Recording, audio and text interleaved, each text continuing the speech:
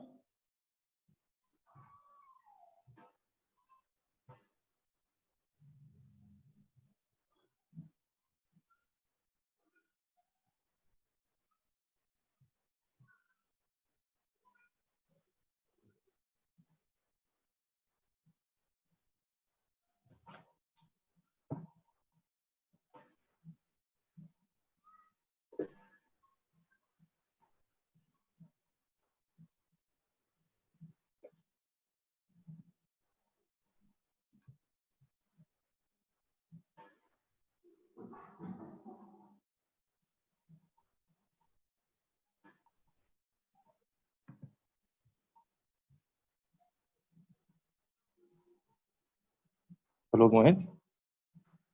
हाँ, अभी मैं इसको सौरम स्वरूप वाले ग्रुप में डाल रही हूँ। मे भी शायद ये लोग ज्वाइन नहीं कर पा रहे हैं, केवल एक दो शायद लोगों ने मतलब एक दो ज्वाइन लोगों को। किया है ग्रुप से। हाँ, मैंने अभी डाला है, उस पे देखती हूँ। हालांकि उसमें छोड़ दिया गया था कि 3 बजे मीटिंग स्टार्ट होगी।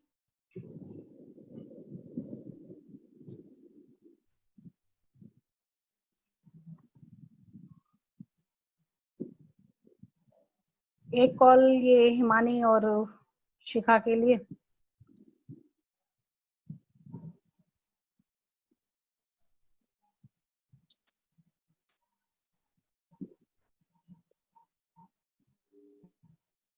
आ गई है।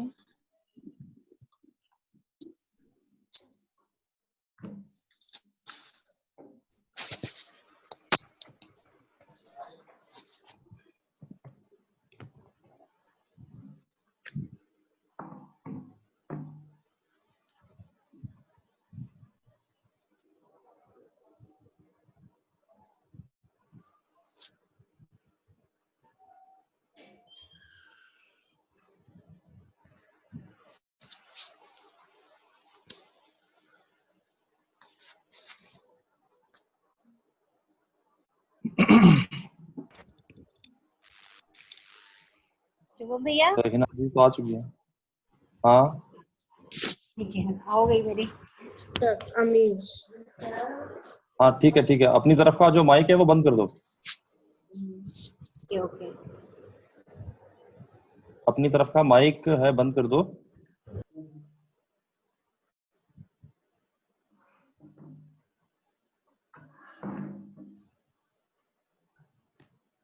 टेक्निकल टीम ये काम अपने हाथ में ले ले,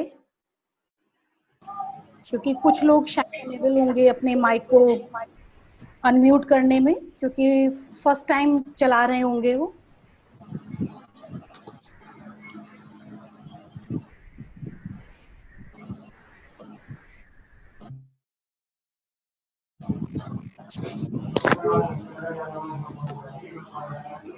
अपने वीडियो और ऑडियो दोनों ही बंद रखें, जिससे कि किसी भी प्रकार की अव्यवस्था ना हो, आपको भी और हमें भी। जिस पर्पस से हमने इस मीटिंग को अरेंज किया है वो सफल हो सके।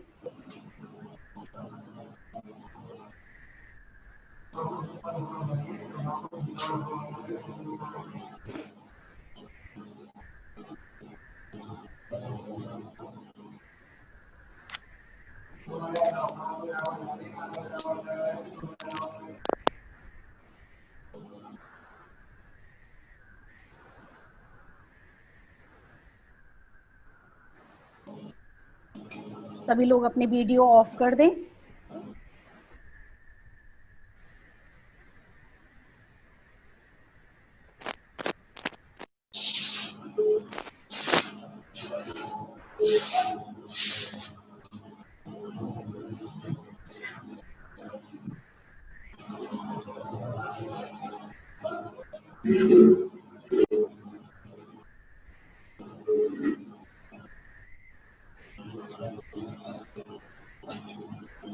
कुछ ही क्षणों में हम अपने व्याख्यान को आरंभ करेंगे।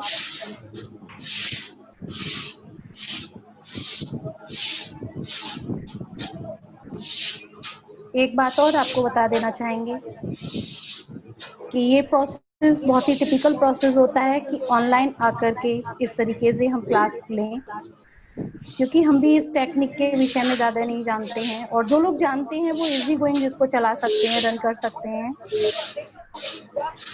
तो इसके लिए हमें अपने सहयोगियों की आवश्यकता पड़ी है और वो हमारी मदद कर रहे हैं, सिर्फ इसलिए कि इस लॉकडाउन में जो प्रॉब्लम आ रही है आपके सिलेबस से लेकर के उन सबको हम दूर कर सकें।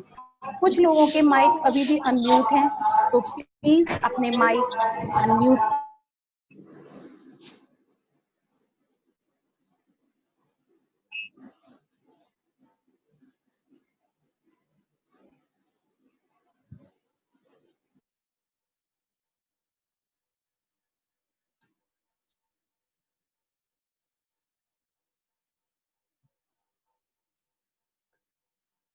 जिसका जो भी प्रश्न होगा, अंत में हम कुछ समय के लिए चैट बॉक्स खोल देंगे, अपना ग्रुप खोल देंगे। चैट बॉक्स तो हम ओपन नहीं करेंगे, ग्रुप खोल देंगे। सिर्फ और सिर्फ केवल आपके जो प्रश्न होंगे या आप जिस विषय में जानना चाहते हैं, सिलेबस में कहीं कोई दिक्कत है, सिर्फ वही चैट आप उस ग्रुप में छोड़ेंगे। गुड मॉर्निंग या किसी भी प्रकार का कोई भी चैट उसमें आप ना छोड़ें ग्रुप में, क्योंकि आप जान रहे हैं बहुत सारे लोग हैं उस चैट पे ग्रुप में और बहुत दिक्कत हो जाती है, सभी की मेमोरी फुल हो जाती है। तो कृपया इस बात का ध्यान रखिएगा। आने वाले समय में आज से हम ये आरंभ कर रहे हैं और आने वाले समय में हम इसके विशेषज्ञ जो हैं अदर यूनिवर्सिटीज के प्रोफेसर्स की कॉल करेंगे। वो आपको प्रतिदिन 30 मिनट एक लेक्चर दिया करेंगे। जैसे कि बहुत सारी समस्याएं दर्शन वाले बच्चों को आ रही हैं, दर्शन के विषय में वो कुछ नहीं जानते हैं, तो हमारे प्रोफेसर्स दर्शन शास्त्र के और आपका शरीर क्रिया विज्ञान, हेल्थ से रिलेटेड, नेचुरोपैथी से रिलेटेड सारे लेक्चर हम कराएंगे। और इसी ग्रुप पर रोज हम इसी तरीके से एक आईडी छोड़ेंगे, उस लिंक को आप ज्वाइन करेंगे और इसका लाभ उठा पाएंगे। सबसे पहले आप सभी लोग जानते हैं कि आज हम कितनी विषम परिस्थितियों में यहाँ बैठे हुए हैं। हमारा देश ही नहीं बल्कि समस्त विश्व इस महामारी से गुजर रहा है। एक चीज ये कि आपने न्यूज पे सुना होगा, हर जगह सिर्फ दो ही चीजें हैं जो हमें क्योर कर सकती हैं, योग और आयुर्वेद। और आप सब लोग योग के स्टूडेंट हैं, तो हम आशा करते हैं कि आप अपने आप को बिल्कुल सेफ रख पाएंगे अगर आप जरा सा भी ध्यान देते हैं तो। सबसे पहली बात ये आ जाती है कि ये संक्रमण, थोड़ा सा 5 मिनट की चर्चा हम संक्रमण पे कर लें और कैसे बच सकते हैं उस पे कर लें, फिर हम अपने विषय पे आ जाएंगे। संक्रमण आपने सुना होगा सबसे पहले नाक और थ्रोट को इन्फेक्ट कर रहा है, थर्ड स्टेज में वो लंग्स को इफेक्ट कर रहा है। आप लोगों को पता होना चाहिए कि जब सबसे पहले नेजल में जाता है तो 1 वीक वो नेजल और थ्रोट में रहता है, उसके बाद वो लंग्स में जाता है। क्या कोई ऐसी क्रिया है जो हम इस संक्रमण को, इसके जो बैक्टीरिया हैं, इन सबको वहीं पे फिनिश कर दें? हम लोगों के पास एक बहुत अच्छी तकनीकी है। षटकर्म में आपने देखा होगा जलनेती, बहुत सारे लोग 90% लोग जलनेती कर सकते हैं, कोई टिपिकल नहीं है। जलनेती जब आप करेंगे तो उसमें हल्का गुनगुना नमक का पानी होता है, जिसे हम एक नॉस्टल से डालते हैं, अदर नॉस्टल से वो पानी निकलता है। जो भी बैक्टीरिया आपके नेजल पैसेज में होगा वो वहां से रिमूव हो जाएगा और आप नाक के द्वारा जो बैक्टीरिया प्रवेश कर रहा है उसको रोक सकते हो। दूसरा है गले का। गले में भी जब नाक से अंदर जाएगा तभी गले में पहुंचेगा। थ्रोट के लिए आपको कुंजल क्रिया कराई जाती है। अगर आप कुंजल क्रिया करने में असमर्थ हैं तो आपको बार बार डॉक्टर्स, आयुष मंत्रालय से जो गाइडलाइन जारी हो रही है उसमें कहा गया है कि नमक के पानी के गरारे। आपकी सुरक्षा आपके हाथ है। सबसे बड़ी चीज कि आपका जो मास्क है जो आपने बनाया हुआ है, आप उसे अपने प्राण रक्षक की तरह अपने साथ रखिए, क्योंकि ये बैक्टीरिया हवा में भी आधे घंटे तक बाहर एटमॉस्फेयर में रहता है। आप जिस जगह से निकल रहे हैं हो सकता है वहां से कोई संक्रमित व्यक्ति निकला हो और उसने वहां पे थूका हो, तो वो कुछ समय तक वहां पर रहेगा। मास्क आप नहीं छोड़ सकते, ये गाइडलाइन बराबर जारी हो रही है अगर आपको सुरक्षित रहना है तो। जल नीति का मैं विशेष जो योग के स्टूडेंट्स हैं, वो अभ्यर्थी हैं, उनसे रिक्वेस्ट ही करूंगी कि आप अपने लिए जल नीति को अवश्य करें और कुंजल नहीं कर सकते तो गरारे अवश्य करें, शाम को सोते समय और सुबह। बाकी सारी जितनी भी गाइडलाइन जारी हुई है, आपको पता है कि हाथ धोना है, घर में कैसे एंटर करना है, बाहर ही हमें अपने कपड़े निकाल के रख देने हैं, क्योंकि बाहर निकलना आज की हमारी मजबूरी है। और इसके साथ रहना है तो हमें सुरक्षित भी रहना है और अपने घर परिवार के लोगों को भी सुरक्षित रखना है। ये हमारा विषय एक ऐसा विषय है योग जो आज पूरे विश्व में अपनी पकड़ बना के रखा हुआ है और सभी को सुरक्षा प्रदान कर रहा है। इस बात को सभी जान रहे हैं और बार बार ऊपर से आदेश भी आए हुए हैं। अगर आपने न्यूज देखी हो तो हर व्यक्ति 5 मिनट एक्सरसाइज करेगा और कराएगा, उसका लाइव भी करेगा। एक व्यवस्था हम अभी यूपीआरटी वाले छात्रों के लिए अलग, छात्र छात्राओं के लिए और हमारे जो सौरम स्वरूप वाले बच्चे हैं उनके लिए अलग, क्योंकि दोनों के बैनर अलग होंगे। उनके लिए एक व्यवस्था की जाएगी, प्रतिदिन वो लोग 3 से 5 मिनट की एक क्लास लाइव फेसबुक पे, यूट्यूब पे कैसे भी ले सकते हैं और लेनी होगी। प्रत्येक दिन अल्टरनेट, कभी किसी ने लिया कभी किसी ने लिया, रोटेशन में आप चलाते रहें एक एक क्रिया, चाहे वो आपकी जल नीति हो, आसन हो, प्राणायाम हो या आप अपने कोई भी मोटिवेशनल स्पीच अगर आप देना चाहते हैं तो ये करेंगे। लेकिन आपके साथ आपके कॉलेज का बैनर रहेगा, जैसे कि जो study centre Bareilly college Bareilly के हैं उनके बैनर पे बरेली कॉलेज बरेली रहेगा, जो हमारे रीजनल सेंटर के हैं उनका रीजनल सेंटर रहेगा, जो साहूराम स्वरूप के हैं वो साहूराम स्वरूप। एक तो आप अपना सहयोग तो करेंगे ही करेंगे, जो आपके संपर्क में है वो लोग आपको देखेंगे तो उनको आपसे प्रेरणा मिलेगी, तो वो लोग इस चीज को जरूर हायर करेंगे, कुछ सीखेंगे और सुरक्षित रह पाएंगे। कुछ समय से एक बच्चे का प्रॉब्लम था, अब हम अपने विषय पे आ जाते हैं, चित्त की वृत्तियों को लेकर के, कि उसको समझ में नहीं आ रहा है कि चित्त की वृत्तियां क्या है, मैम हम इसे कैसे पढ़ें। टिपिकल है थोड़ा सा, क्योंकि अगर आप किताब उठाएंगे तो उसमें बहुत ही कठिन भाषा लिखी हुई है। मैं इसका एक बहुत सरल भाषा में अनुवाद कर रही हूँ और जो पतंजलि योग सूत्र से रिलेटेड, उसकी परिभाषाओं अर्थ से रिलेटेड जो प्रॉब्लम्स आपके सामने आ रही हैं वो नहीं आएंगी। बहुत ही जल्द मेरी एक पुस्तक है जिसमें आपको ये सब जो कठिनाइयां हो रही हैं वो दूर हो जाएंगी।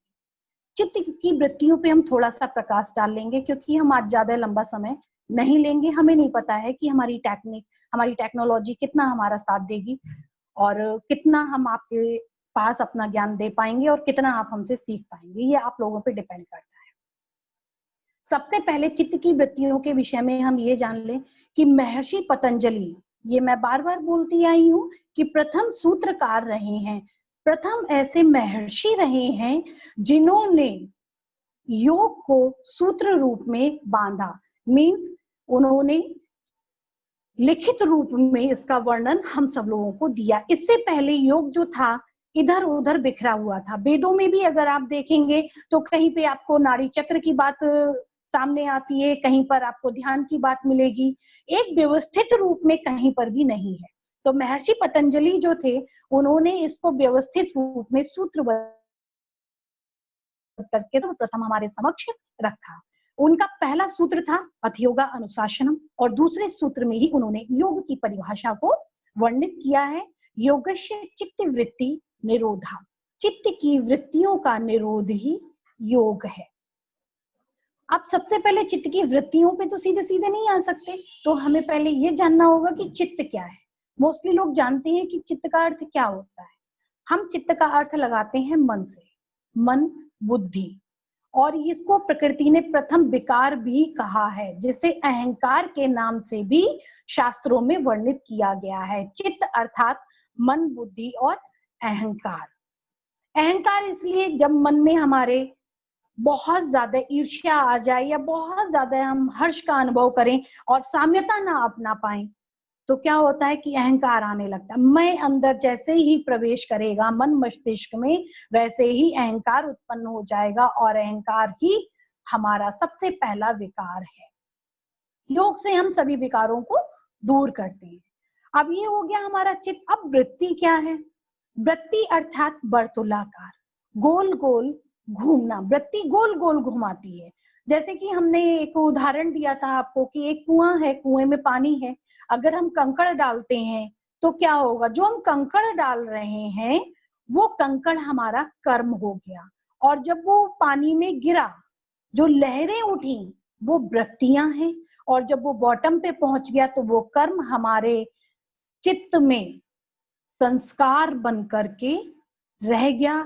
ये कर्म संस्कार, ये कर्म बंधन जो हमें जन्म जन्मांतरों तक परेशान करते हैं। इसीलिए कहते हैं कि हमारे कर्म अच्छे होने चाहिए और बंधनों से युक्त नहीं, मुक्त होने चाहिए। अगर हम अपने सारे कर्म ईश्वर को समर्पित करेंगे तो हम कर्म बंधनों से मुक्त रहेंगे, ना कि युक्त, क्योंकि हम उसको अपना गुरु मान रहे हैं। अपने सारे अच्छे और बुरे कर्म हम उसको ही समर्पित कर रहे हैं। अच्छा हुआ आपको समर्पित, बुरा हुआ आपको समर्पित।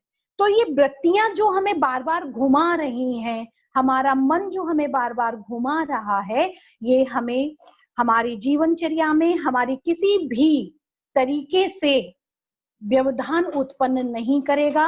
हमारे जन्म जन्मांतरों के जो कर्म बंधनों में हम फंस जाते हैं, उसमें किसी प्रकार का कोई भी व्यवधान उत्पन्न नहीं करेगा। ये वृत्तियां हमें कहीं पर भी अडिग रहने देंगी, स्थिर रहने देंगी, अस्थिर नहीं होने देंगी। अदरवाइज आप क्या करेंगे? चलो आज पढ़ने जाते हैं, उदाहरण दिया आपको कि कॉलेज जाते हैं, दो लोग घर से निकले कि मुझे आज क्लास अटेंड करना है, दूसरा भी निकला मुझे क्लास अटेंड करना है। रास्ते में उसके मित्र मिले या कोई भी एक ऐसी सेल लगी हुई मिल गई या कोई एक ऐसा माहौल उसको मिल गया, एटमॉस्फेयर, जिसमें वो अपने आप को ज्यादा आनंदित महसूस कर रहा है, तो उसका मन वहीं पे, उसकी वृत्तियां, जो मन बहुत चंचल है, ये वृत्तियां वही हैं जो गोल गोल घुमाएंगी। वो कहेंगी कॉलेज तो कल भी अटेंड कर लेंगे, क्यों ना हम इसका आनंद ले लें। लेकिन एक ने अपने मन को स्थिर, अपने चित्त को स्थिर बना के रखा हुआ है, उसके ऊपर उसकी वृत्तियां हावी नहीं होंगी कि ये तो हम फिर कभी भी कर लेंगे, लेकिन अगर आज का हमारा व्याख्यान रह गया तो शायद ये ज्ञान हमें दोबारा नहीं मिलेगा। हम लोग भी जब बोलते हैं तो हर बार हमारे शब्द बदल जाते हैं, हमारा प्रस्तुत करने का तरीका बदल जाता है, क्योंकि हम लोग रटी रटाई बातें नहीं बोलते हैं। हमारे अनुभव, हमारे विचार जो उस समय बोल रहे होते हैं, हम वही बोलते हैं, तो वो उसका ज्ञान लेना उनके लिए मुश्किल हो जाएगा, क्योंकि वो अपने आने, उनकी वृत्तियां जो थी बीच में आई और उन्होंने वहां से उन्हें घुमा दिया। ये वृत्तियां हो गई।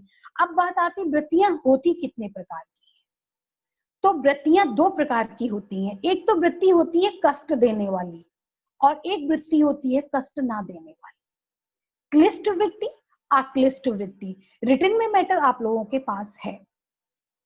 क्लिष्ट वृत्ति दुख देने वाली होती है और अक्लिष्ट वृत्ति दुख ना देने वाली होती है। अब हमारे पास जो 5 वृत्तियां हैं, कौन कौन सी हैं? प्रमाण, विपर्य, विकल्प, निद्रा और स्मृति। प्रमाण वृत्ति में क्या होता है? जो प्रमाणित करे। प्रमाण वृत्ति 3 प्रकार की होती है, 3 भेद वाली कह सकते हैं उसे। प्रत्यक्ष प्रमाण, प्रमाण कितने प्रकार से, आप कैसे प्रमाणित करेंगे? एक तो प्रत्यक्ष सामने जो होगा उस रूप में, एक अनुमान लगा करके, और जैसा कि हमारे कोर्ट में आदमी गीता पे हाथ रख करके कसम खिलाई जाती है, क्योंकि वो गीता को साक्षी मानते हैं। अब हम सबसे पहले प्रत्यक्ष प्रमाण वृत्ति जो है हमारी, हम प्रत्यक्ष की बात कर लें। कैसे हम प्रमाणित करेंगे? जो सामने प्रमाण दे रहा हो, जैसे मैं अभी सामने बोल रही हूं तो आपके पास प्रमाण है, ये हो गया प्रत्यक्ष प्रमाण कि मैंने सामने ऐसा देखा था और सुना था, मैं उस समय उस जगह पर उपस्थित था, मैंने ऐसा देखा, ये चीज मेरी है। कैसे प्रमाणित करोगे? उसका बिल आपके पास होगा। ये हो गई प्रमाण वृत्ति। अब आप आ जाइए आगे, अनुमान। ये प्रत्यक्ष हुआ। अब अनुमान, अनुमान कैसे लगाते हैं? कई बार बताया होगा, जैसे कि बारिश का अनुमान। सड़कें गीली हैं, नदी तालाब भरे हुए हैं, तो सीधी सी बात की बारिश हुई होगी। ठंडी हवाएं आनी शुरू हुई, बारिश खूब तेज से शुरू हुई, इतनी से कहीं पहाड़ों पे बर्फ गिरी होगी। तो ये अनुमान गलत नहीं है, ये अनुमान सही है। ये कष्ट देने वाली वृत्ति नहीं है, ये क्लिष्ट वृत्ति के अंतर्गत नहीं आएगी। हम क्या करेंगे? जो वेदों और शास्त्रों में बातें कही गई हैं, जो प्रमाणित करती हूं कि गीता में ऐसा कहा गया है, वेदों में ऐसा कहा गया है। आज मैं कह रही हूं कि पतंजलि प्रथम सूत्रकार रहे हैं, जिन्होंने सूत्रबद्ध किया, उसका प्रमाण है उनका योग ग्रंथ। उन्होंने दूसरे अध्याय में इसकी योग की परिभाषा दी है, उसका प्रमाण है। कहां से है? मैंने कुछ नहीं कहा है, उन्होंने ऐसा अपनी किताब में कहा है। ये हो गई आगम, प्रत्यक्ष, अनुमान और आगम, ये हो गई हमारी प्रमाण वृत्ति। अब आती है विपर्य। विपर्य मीन्स, किसी को पता है?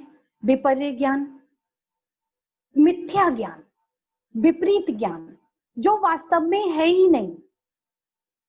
कौन सा होता है? कई बार बताया गया है, भ्रम उत्पन्न करने वाला विपर्य। जैसे रस्सी का सांप समझ लेना, उल्टा ज्ञान हो गया ना, विपरीत ज्ञान। भ्रमित कर रहा है ये हमें। हम अंधेरे में जा रहे हैं, सामने रस्सी पड़ी हुई है और हमने क्या देख लिया कि वहां पर सांप है और हम डर गए। ऐसे ही हमारी सामान्य जिंदगी में आता है।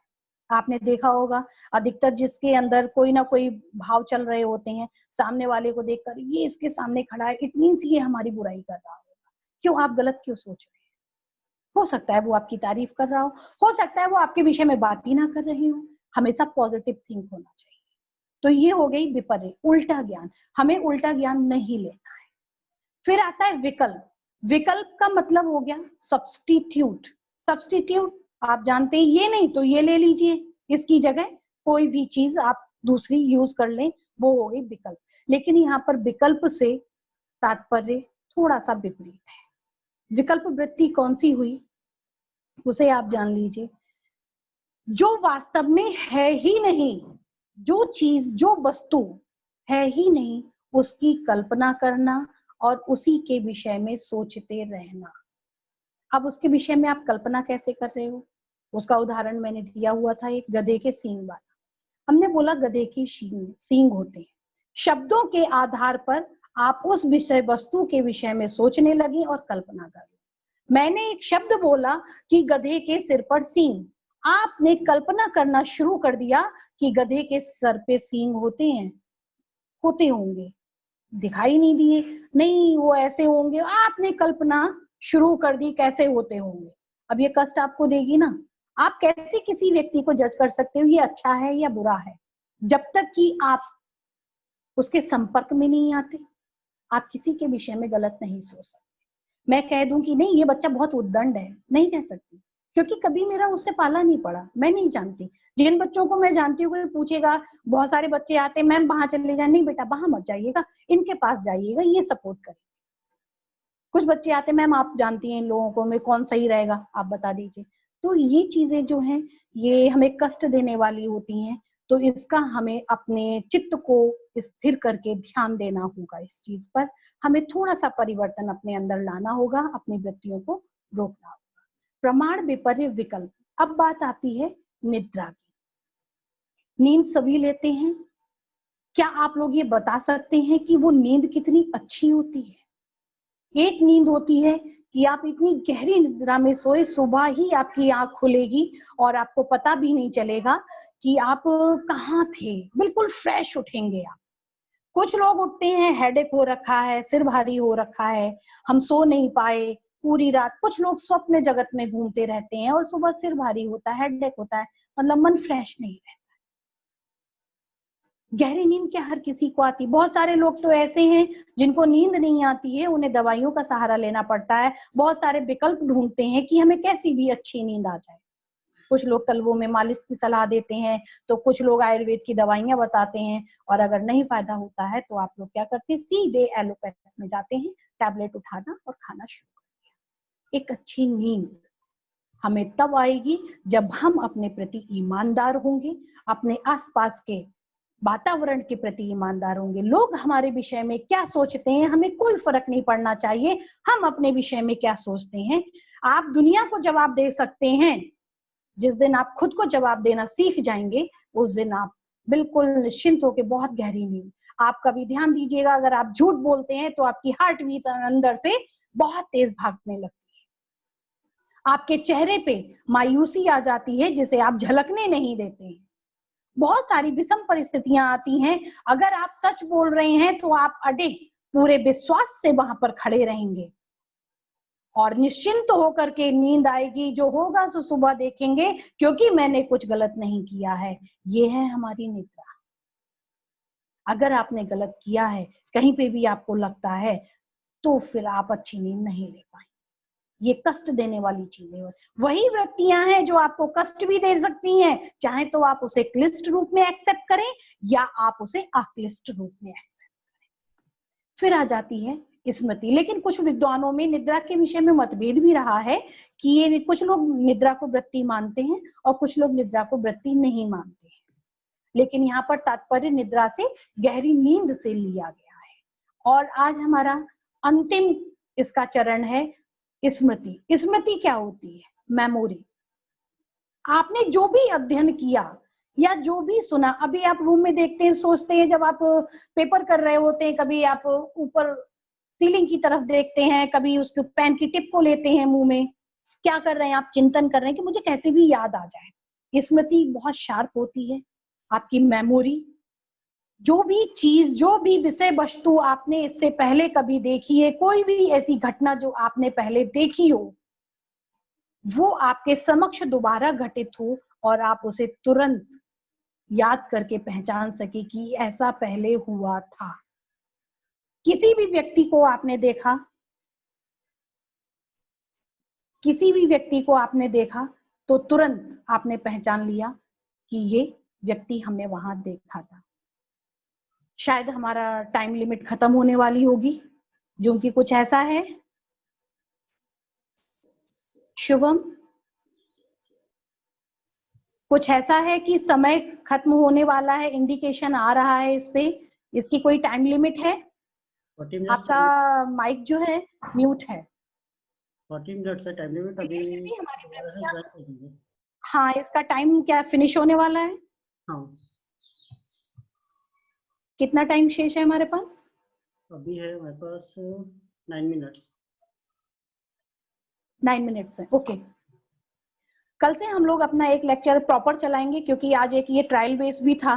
हम लोग इसको देखना चाह रहे थे कि हम सक्सेस हो पाएंगे या नहीं। और ये हमारी 5 वृत्तियां हो गई, और आगे निरोध के उपाय के विषय में हम अगली मीटिंग में, जो कल हमारी 3 बजे से होगी, उसमें हम चर्चा करेंगे। और अगर ये समय सूट नहीं कर रहा है तो अभी हमारी मजबूरी है इस समय को लेना, क्योंकि सेशन जो है प्रॉपर सुबह से लेकर के चल रहे हैं, यही एक टाइम फ्री है। यदि आप एक्सपर्ट से परिचर्चा में भाग लेना चाहते हैं तो उसके लिए अभी हम ग्रुप खोलेंगे, आप बता दीजिएगा। जैसा कि मैंने बोला है, हमारे पास Garhwal university, Kumaon university, Dehradun university, Haridwar की 3 यूनिवर्सिटी, अवध यूनिवर्सिटी से एक्सपर्ट्स आ रहे हैं जो आपको व्याख्यान देंगे।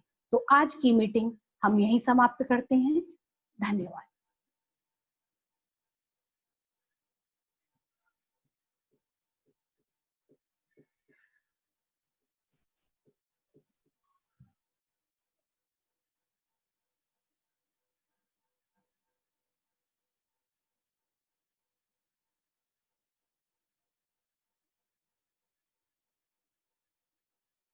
मोहित जी, अब आप इस मीटिंग को रेस्ट दें। मोहित जी का बहुत बहुत धन्यवाद। किसी को पूछना हो तो पूछ लीजिए, क्योंकि अभी बहुत बहुत धन्यवाद शुभम जी का, जिन्होंने ये मीटिंग ऑर्गेनाइज की। अभी 7 मिनट्स है, तो अगर किसी को कुछ पूछना हो तो वो पूछ सकता है। मैं अनम्यूट कर दे रहा हूँ सभी लोगों अच्छा, अभी 7 मिनट हैं। जी। जिसकी भी क्वेरी होगी, आज सिर्फ ये ट्रायल था और एक बच्चे को बहुत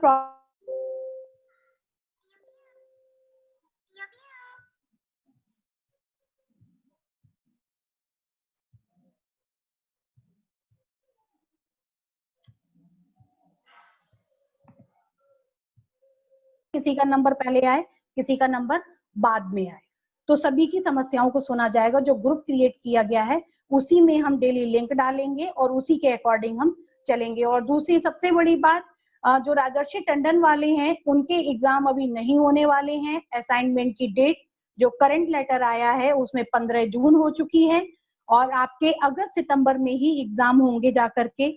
और जो रोहिलखंड वाले हैं वो 7 जुलाई से एग्जाम स्टार्ट होंगे, लेकिन डिप्लोमा वाले परेशान ना हो क्योंकि उनके लास्ट में ही एग्जाम होंगे। एडमिशन दोनों के स्टार्ट हैं, रजिस्ट्रेशन राजर्षि टंडन के भी चल रहे हैं और रजिस्ट्रेशन MJPRU के भी चल रहे हैं।